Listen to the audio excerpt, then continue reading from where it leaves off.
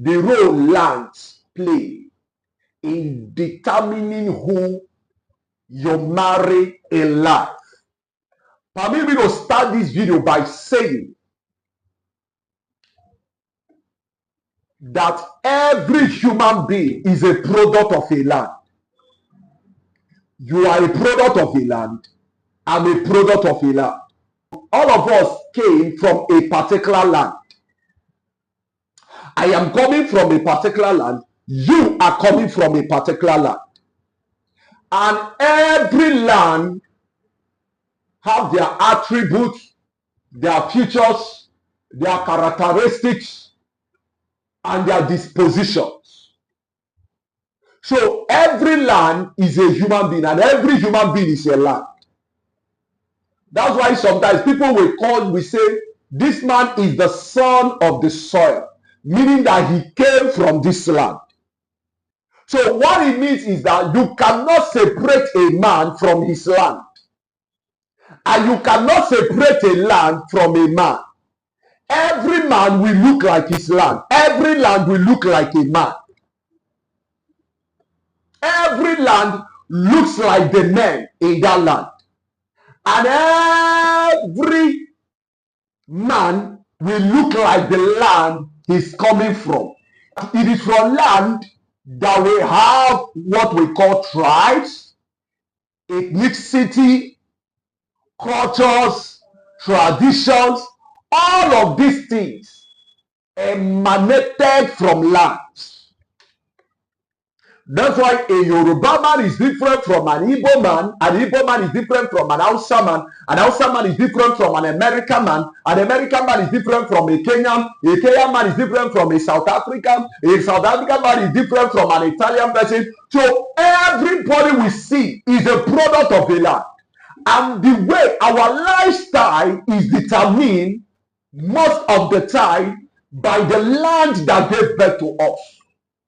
So when we see a person from a land, we expect a particular attitude or behavior from them. People will always behave like their land. That's why your land develops at the level at which you that is from that land develops as well. So your pace as a human being determines the pace of your land.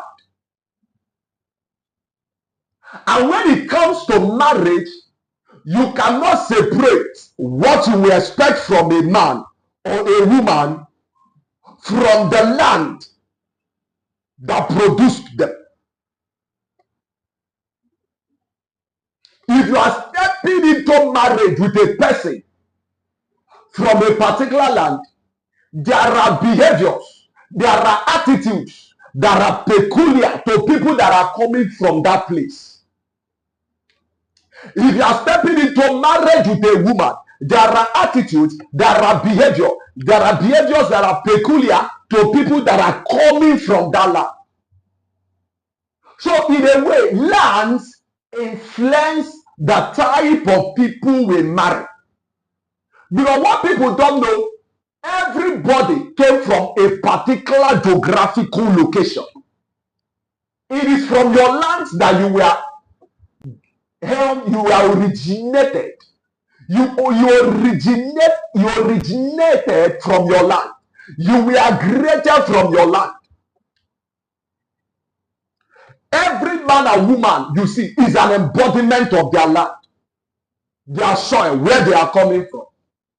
That's why if you touch the skin of a Kenyan, the skin of a Kenyan man is different from the skin of a Nigerian man.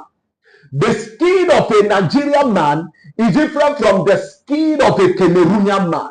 That's why if you see a Cameroonian, they are always different. They look different. They look huge. They look gigantic. They look different from a Ghanaian. Why? Land separate people. And land give people behavior.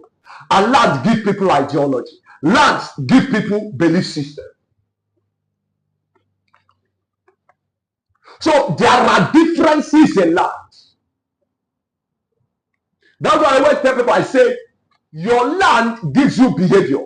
There is always a behavioral pattern that is associated with people from a particular tribe, with people from a particular region, with people from a particular place.